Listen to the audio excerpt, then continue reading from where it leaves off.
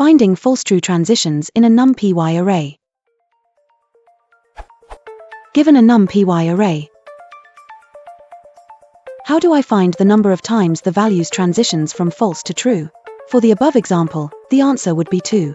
I don't want to include transitions from true to false in the count. From the answers to how do I identify sequences of values in a Boolean array, the following produces the indices at which the values are about to change, which is not what I want as this includes true-false transitions. I know that this can be done by looping through the array, however I was wondering if there was a faster way to do this.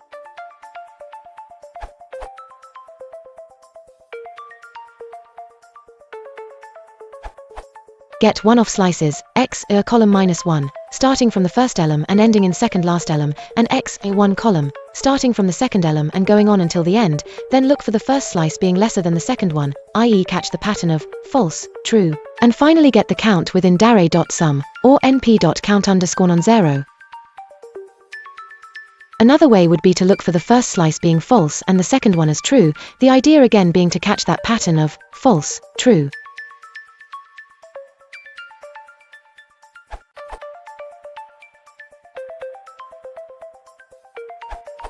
I kind of like to use Numpy method roll for this kind of problems.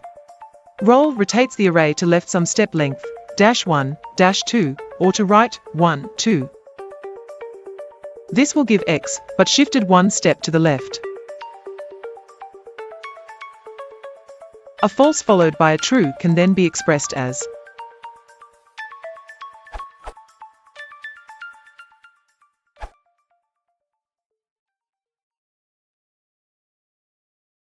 If you want to support the channel, please consider liking and subscribing.